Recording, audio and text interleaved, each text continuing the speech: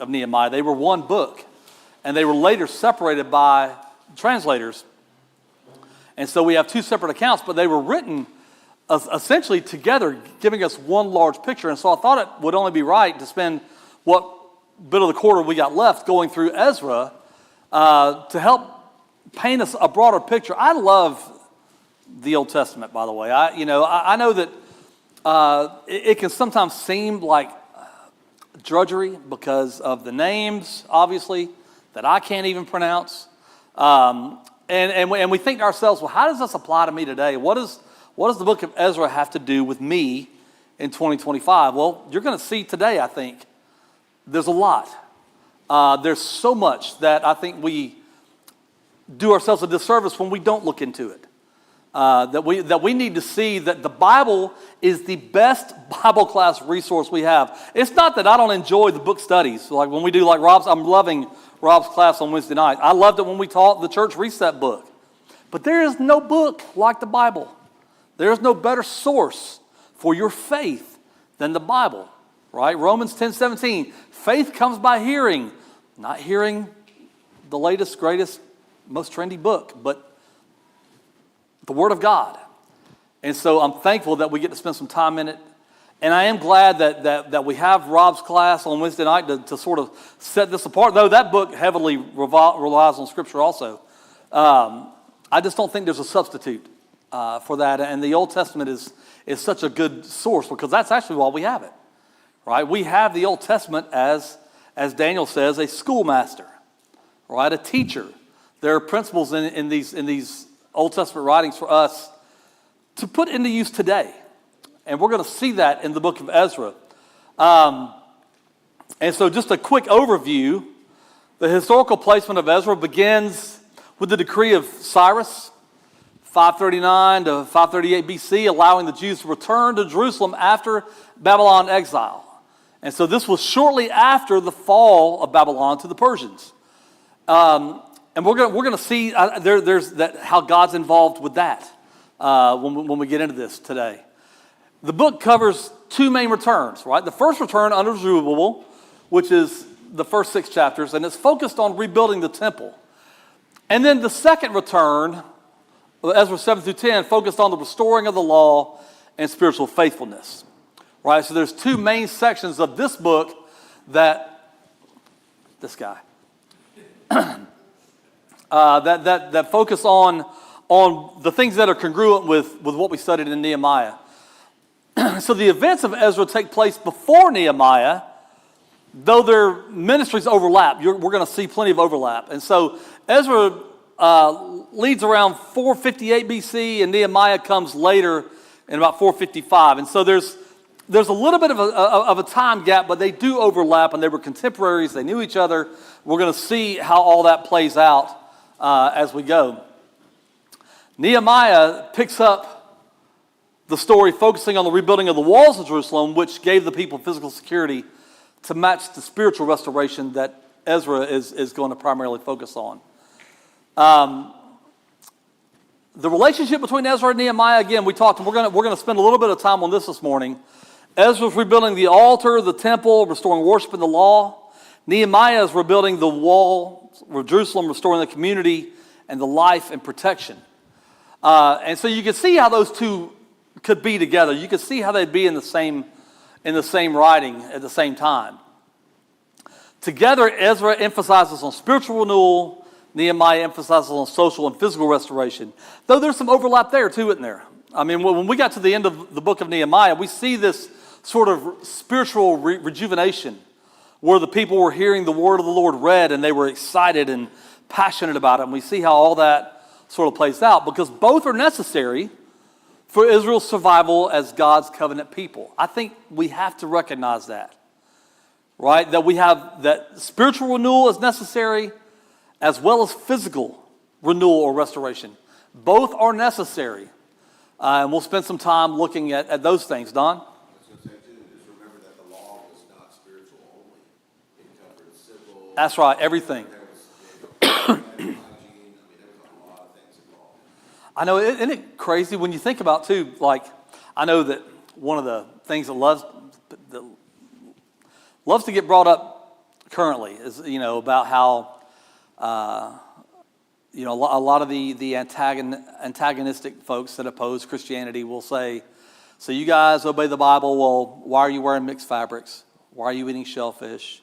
They like to go back to these Old Testament laws for the Jews, and they love to cherry pick those things and say, why aren't you obeying those things? Why weren't they allowed to wear mixed fabrics? Because God didn't want them to be a mixed race. It was symbolic. Well, that in part, but the Jews were by and large a nomadic people, were they not?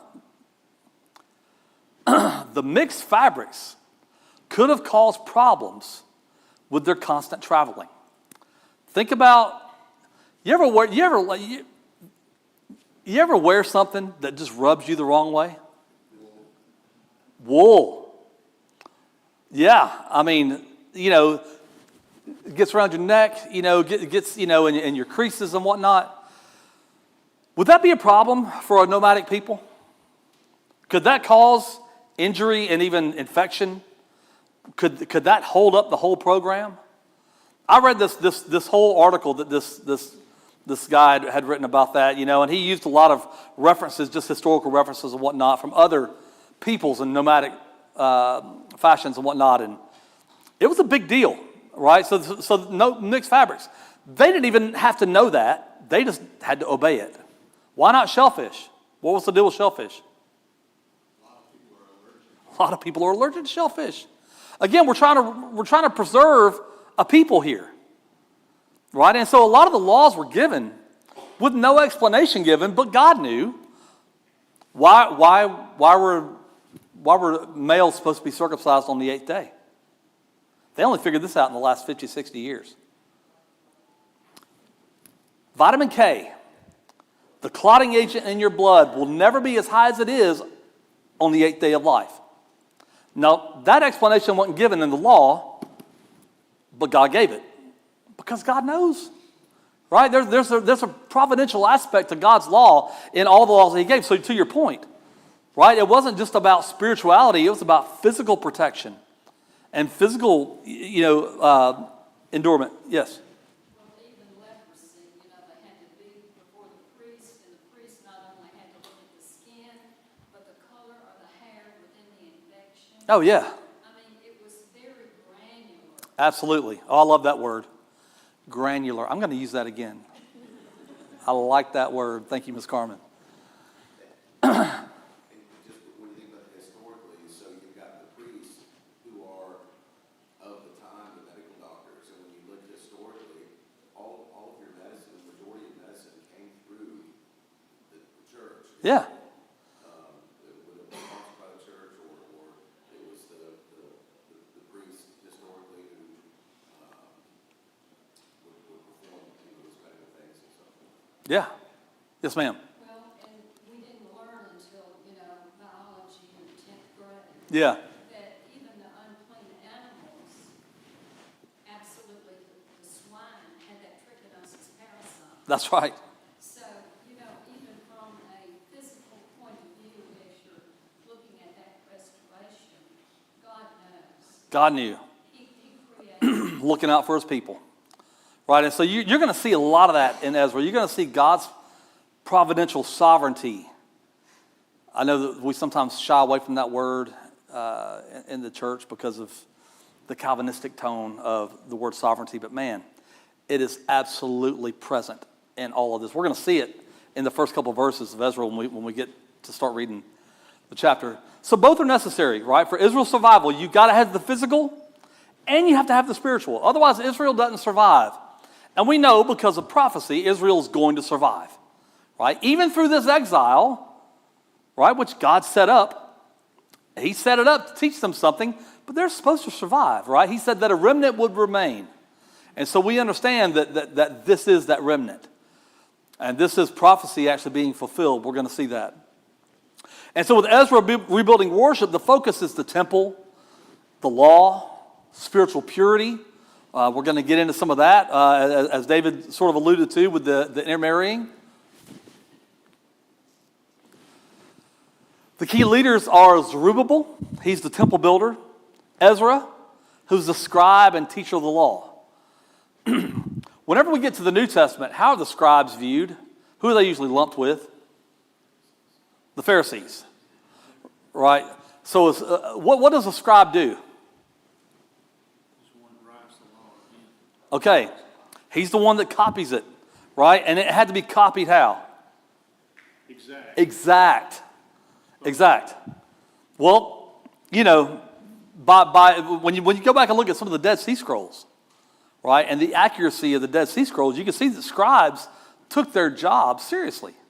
The Dead Sea Scrolls was one of the greatest discoveries we've had, I think, in the last century of understanding how meticulous the law was cared for, right? That when it was copied with exactness, right? And there may have been dialect inflections. There may have been some they didn't really use punctuation, but those sorts of things where this might have been a little off or this might have been a little off. But as a whole, word for word, the Dead Sea Scrolls match up with many of the Old Testament writings, and it's a great proof and evidence for the validity of what we're reading today. And so that's what Ezra was. Ezra was a scribe. Do you think he knew the law? I mean, think about somebody who writes it over and over. When you got in trouble in school, well, maybe not you. When I got in trouble in school, I would have to write, I will not talk in class. I will not talk in class. I will not talk in class. I'd have to write it 100 times or whatever. Or we'd have to write it on the chalkboard, right, as punishment, have to do it in front of the class. Did I still talk in class? Of course I did. Of course I did. But I knew the law. I will not talk in class. I knew it. I just didn't always obey it. That's probably a sermon. But that's so you can expect Ezra to know this law, right? And so whenever he's a teacher of the law, he's going to know it frontwards and backwards, through and through. The themes that we're going to see in Ezra, God keeps his promises. If we don't see anything else in this book, that's the one I want us to focus on. God keeps his promises. True worship comes first. We're going to see that right in the first chapter. That true worship comes first. It comes above and beyond everything else. That's a lesson for us today, right? God keeps his promises and that true worship comes first. And then the third one is that renewal requires obedience to God's word. Without obedience, renewal can't take place. God is never going to twist our arm behind our back and force us to be renewed. Right? We're not going to be overcome with his grace. As much as I love to talk about God's grace, and as much as I love the passages that talk about the outpouring and the lavishing and the different descriptors used to talk about how God has so generously provided grace, he's not going to force us to take it. Right? That comes as a response to obedience. That's our end of it. Right? And so those are the things we see in Ezra. Coming out of Nehemiah, what we saw was the focus was the walls of Jerusalem and leadership and then community holiness, right? They repented as a people, right? They all repented. They repented as a people. It was a collective repentance that took place, right? And so we know the key leader there was Nehemiah, the cupbearer to the king, the governor of Jerusalem. And the themes there were that God provides a leader for his people. That was an important lesson for us to see in Nehemiah. That God's people must work together. I don't think I can emphasize that any more than we did for the last, quarter and a half. That God's people must work together. And that ultimately faithfulness requires courage. Right? We saw Nehemiah face opposition from every angle. And in spite of that, he pressed on. And so faithfulness requires courage. We have to be willing to stand up and stand for something in the face of opposition.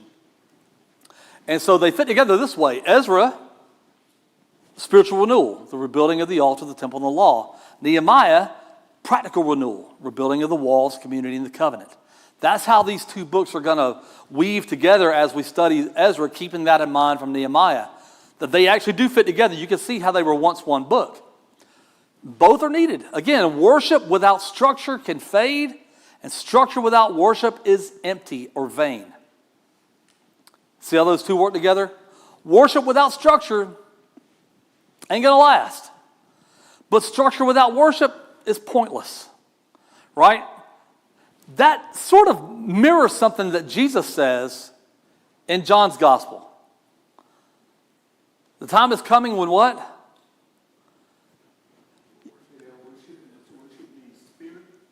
Worship in spirit and truth. You see how the Old Testament plays into the New? Man, models are built, right? We see these parallels over and over again, these lessons. I feel like God's trying to teach us something. You know, that without structure, worship fades, but structure without worship is vain. You can't worship in spirit and not have truth. And you can't worship in truth without spirit. Both fall flat. You have to have both. There's a partnership there. And that's what we're going to see in a 40,000-foot view of both Ezra and Nehemiah and how they work together. And so the lessons for us before we get into chapter 1 here, from what we just studied in Nehemiah to what we're going to study in Ezra, God is faithful. God keeps his promises. Again, I can't emphasize that enough. If we don't see anything else from studying these two books back to back, is this: God is faithful. Sometimes we don't always see it, right? I mean, sometimes we get caught up in the whirlwind of whatever's going on, you know, and we forget that God is still present, maybe even more so in those moments. And so God is faithful. Worship is central. God must be first in any rebuilding, but especially ours. God has to be a priority. God has to be first. And so worship is central. Everybody has a role. Nobody's exempt.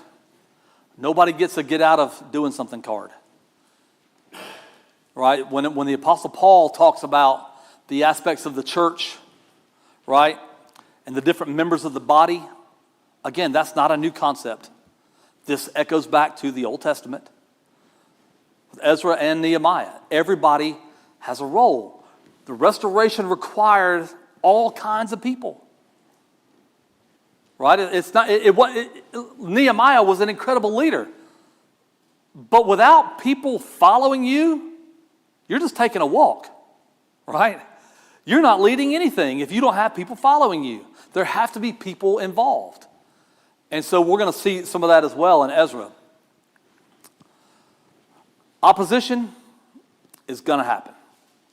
Opposition is certain. God's work will always be challenged. Write that down. No matter what you do in your life, no matter what you do as a Christian, people will oppose you. Even in the slightest ways. I mean, sometimes, I don't even think the term gaslighting was a term 20 years ago. But it's become a very prevalent term now. What is gaslighting? People say it all the time. Do you know what it means? Trying to convince you something the truth that is not the truth. That's right. Gaslighting is trying to convince you that something's true that's not. And oftentimes it revolves around you and something that you believe or you do. Right? And it's a subtle way of people saying, well, you're the one with a problem, not me. You know, I mentioned in the Lord's Supper sermon about shame and how shame has become this thing that no one should ever be ashamed. Yes, we should. We absolutely should. That is gaslighting 101. And here's how it comes. In the last 10 years or so, this phrase, someone will say, can we just normalize? And then they go on to say something ridiculous that should never be normal. There's a reason it's not normal. Right? But whenever someone says, can we just normalize? That's gaslighting. What they're trying to do is make us who think something is normal feel somehow ashamed that what's normal is not normal. Does that make sense? It's like they want to convince us that it's not real. There's a verse that whole gaslighting reminds me of is they'll call evil good. Yes. And good evil. Yes. And a lot of what's happening around homosexuality Yes. is gaslighting. That's right. One of the forms I filled out this week, there's a lot of stuff that was just fill in the blank, but then when it asked me my sexuality, and then I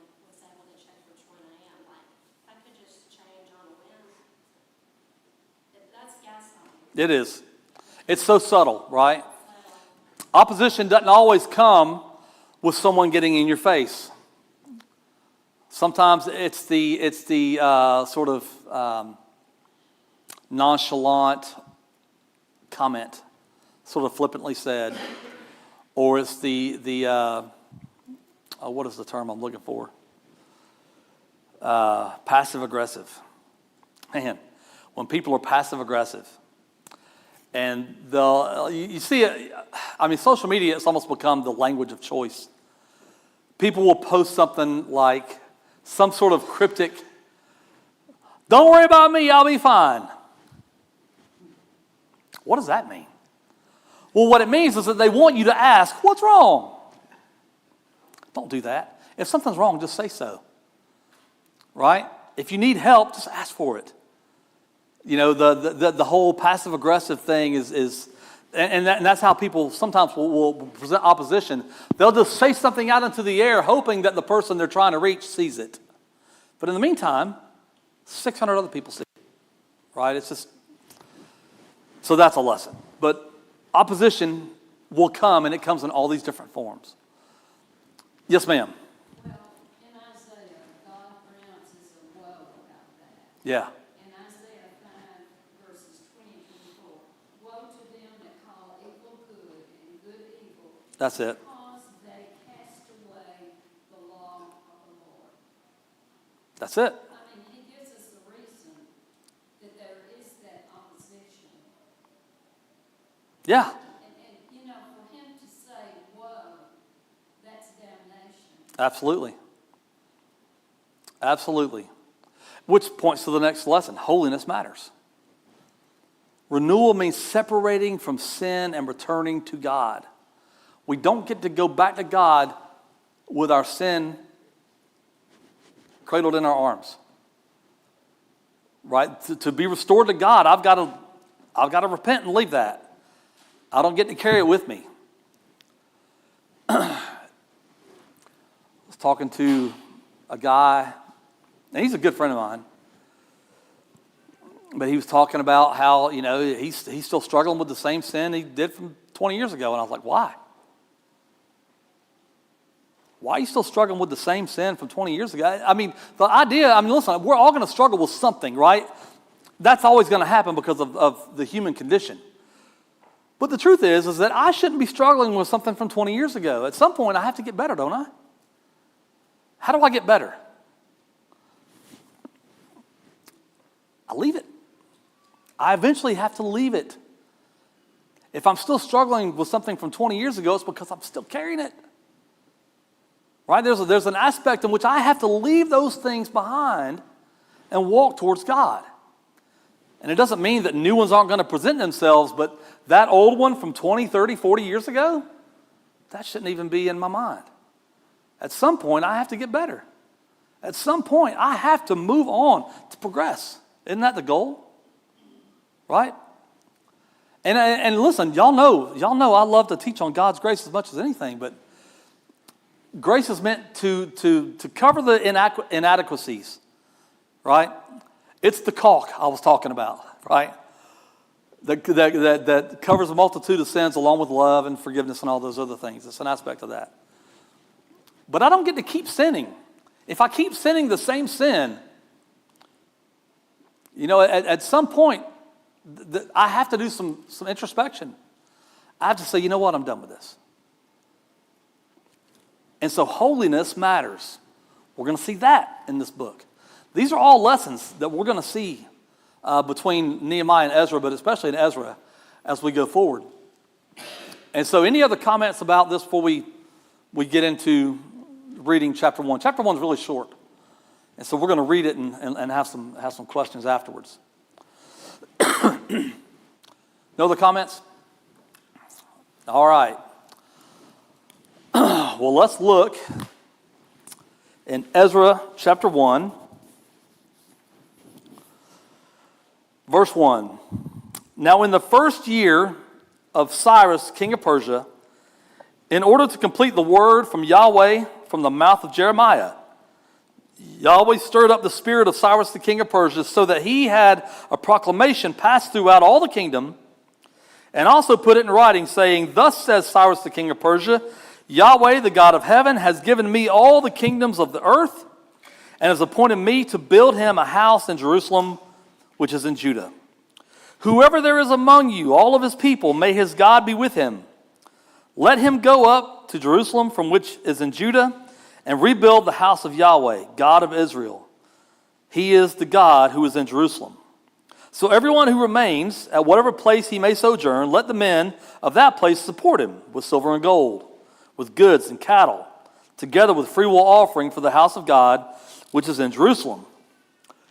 Then the heads of the fathers, households of Judah and Benjamin, and the priests and the Levites arose, that is, of everyone whose spirit God had stirred up to go rebuild the house of Yahweh, which is in Jerusalem. All those around them strengthened them with articles of silver and with gold, with possessions, with cattle, with precious things, aside from all that was given in the freewill offering. Also, King Cyrus brought out the articles of the house of Yahweh, which Nebuchadnezzar had brought out from Jerusalem and put in the house of his gods. And Cyrus, king of Persia, had them brought out by hand to Mithredath, the treasurer, and he counted them out to Sheshbazzar, the prince of Judah. And now this was their number: 30 gold dishes, 1,000 silver dishes, 29 duplicates, 30 gold bowls, 410 silver bowls of a second kind, and 1,000 other articles. All the articles of gold and silver numbered 5,400. Sheshbazzar brought all up with exiles who went from Babylon to Jerusalem. And so these verse 11 verses don't get real deep. They're just telling us how this thing is all going to begin. But I want us to see a couple things here. After 70 years of exile in Babylon, which was, as Ezra said, prophesied by Jeremiah.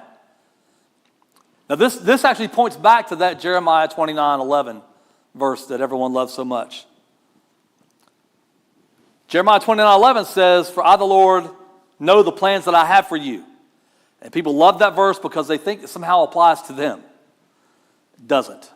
It applied to what we're seeing here. That plan was not a good plan because for 70 years they went into exile.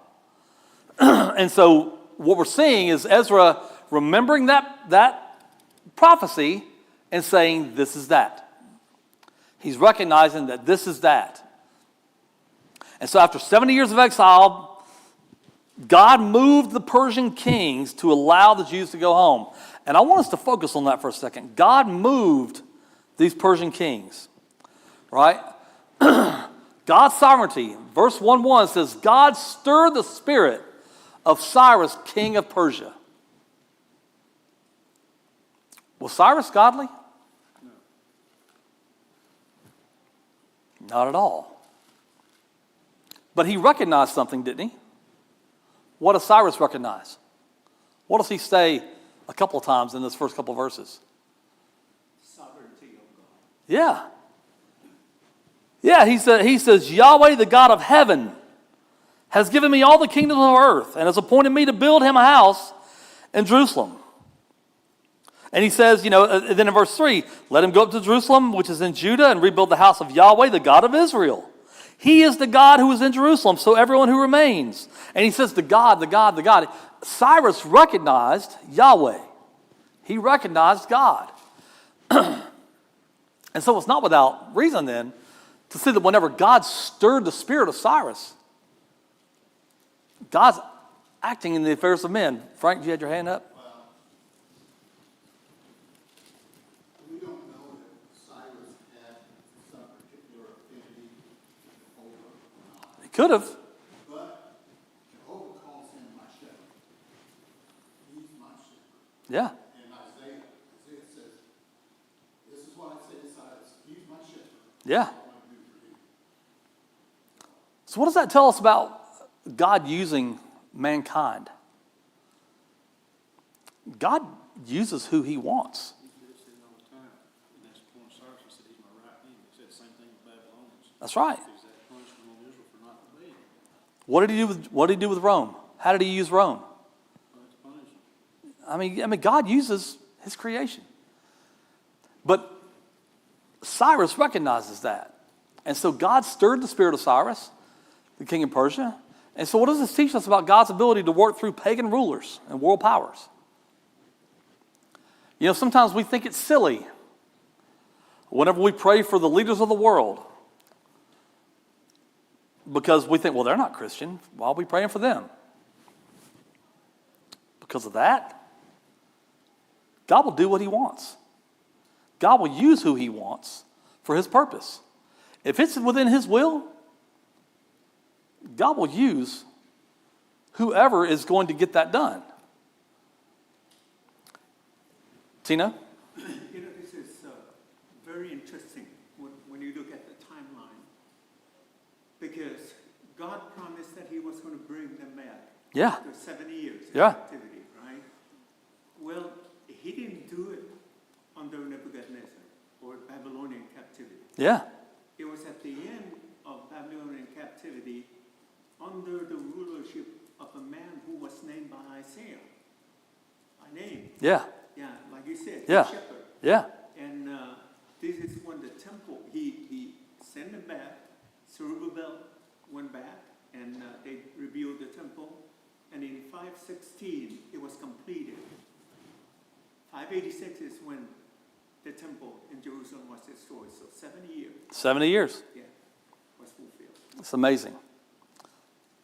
So how might this change the way we view current events today? Should we be praying for our rulers? All the time. You know, and I see it all the time. Well, I just can't pray for Donald Trump. He's a godless man. Okay. Can God use him? Then he deserves our prayers, doesn't he? Should we be praying for others? Right? If it's okay, pick another one. Pick any man in charge, Putin. Should we be praying for him? I hope so. Right? I hope so.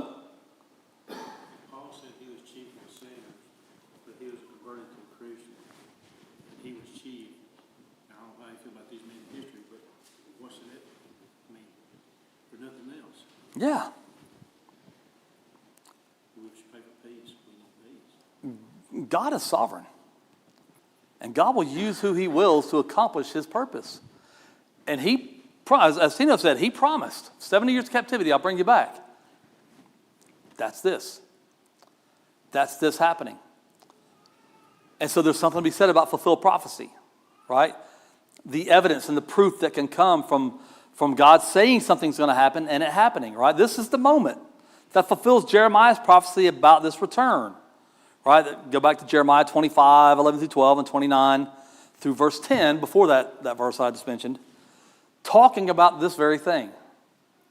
And so this is fulfilled prophecy. This is the time where we see something prophesied and we see it fulfilled. And that is a faith builder. That is proof that God does what he says, right? So it's important that we see that God's promises are fulfilled in his time and not ours. Right? There were people that never saw this fulfilled, right? And there were people who weren't even born who saw this fulfilled. They weren't there for the prophecy. And there were people that heard the prophecy and didn't see it come to fruition. Think about all the heroes of faith. Did any of them see the Christ? He was the fulfiller and the fulfillment of all those prophecies. And none of them got to see it. I think sometimes we want God to operate in our time, on our timeline. And what this goes to show us is that God's prophecy is going to be fulfilled when he says. It's in his time. Frank? We didn't see it either. Yeah. It's a good point. That's a great point. If we did, then it's no longer faith. All we have is the benefit of seeing it fulfilled. We didn't get to see it, but we have the record of it. That's the only benefit that we have, but you're right, man, we didn't see it. I say this all the time, but we think about the Lord's Supper. We're to remember something that we weren't present for. You know? That requires faith, Miss Carmen. Well, and I'm thinking about people like Rahab, and yet she Yeah, it's amazing. To go back to your great point, I think, in reminding us that God will use all manner and all kinds of people to his choosing. Absolutely. Like Rahab, he used Bathsheba. You know, it was she that said, we know you're God That's right. because our hearts are anointed. You know what I love about that too? You ever think about the splitting of the Red Sea as evangelism? That's exactly how Rahab knew, right? That's exactly why she obeyed. She goes, we heard about your God and how he parted the seas, and our hearts melted. What a great evangelistic tool that is to see that. That's a good point, Ms. Carmen.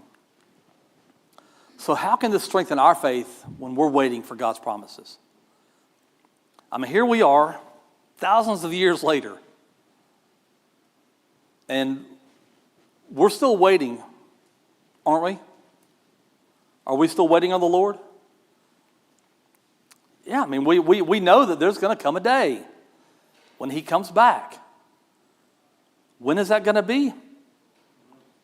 None of us know, Ms. Carmen. And then it not only strengthens our faith, but it strengthens it to the point that we do not fear That's right. all the opposition that is there. That's right. When you think about keeping your faith, waiting on God's promises to be fulfilled, and you see here a prophecy fulfilled, and we can look at so many other places and see all the prophecies that were fulfilled, they're prophesied here, then they're fulfilled over here. We get the benefit of having a collection of those, where these people didn't necessarily. But we get to have that. And so whenever our faith grows weak, whenever we get discouraged, whenever we're struggling, whenever we don't feel like we're growing, whatever it might be, we have this great record that we can look and see that God keeps his word. He kept his word here. So why would I believe that he's not going to keep his word now? He wouldn't. God keeps his promises. And we see that through fulfilled prophecy. And then we see the priority of worship. The first mission upon the return was not rebuilding homes, but the temple. I think that's really important to notice.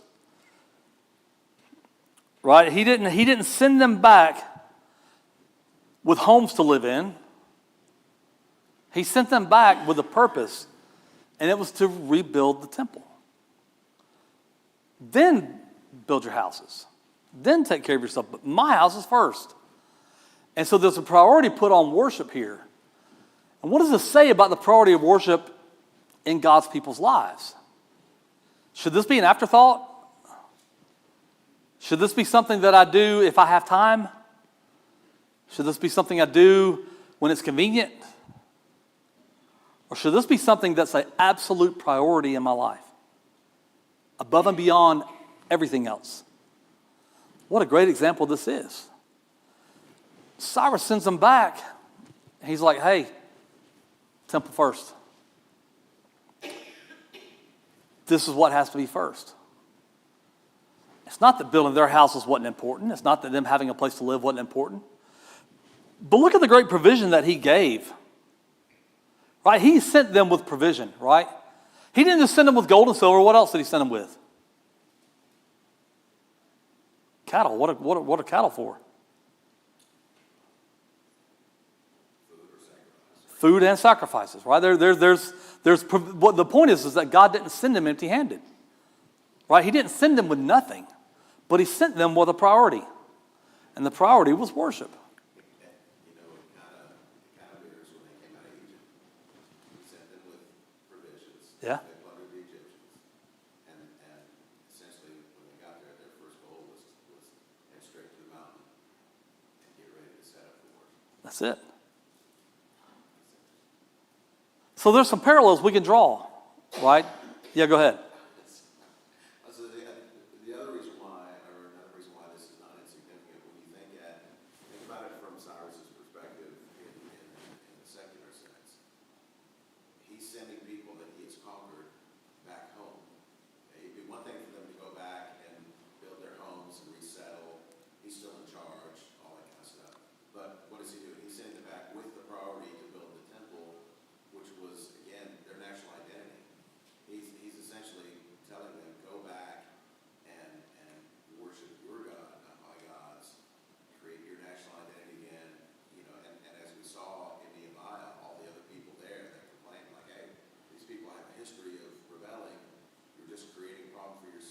Yeah. but he's doing it anyway. Yeah. So in verse 5, it says, God stirred the hearts of the leaders and the families to rise up. He's stirring their hearts to obedience. How do we do that today? What does it mean for God to stir our hearts? Well, we know that we are not to forsake the assembling of ourselves. For what purpose? To stir one another up to love and good works. It's still applicable. It's still applicable today. We can recognize and respond when God stirs us for actions. Sometimes God stirring me looks like Don encouraging me, stirring me. Sometimes it looks like Miss Carmen stirring me. That's why it's essential for this to be a priority, to be here. The last thing was provision from God's hand. Cyrus not only allowed Jesus' return, but also with vessels, provided resources. This illustrates that God's call to us in the work that he provides, whatever it is that we need. And obviously, we don't have time to answer this, but think about this. Can you think of examples in your own life where God has provided? And I know that you can. We'll pick up here next week as we get into chapter 2. There's the identity and mission part, Don. We'll pick up there next week. Thank y'all so much.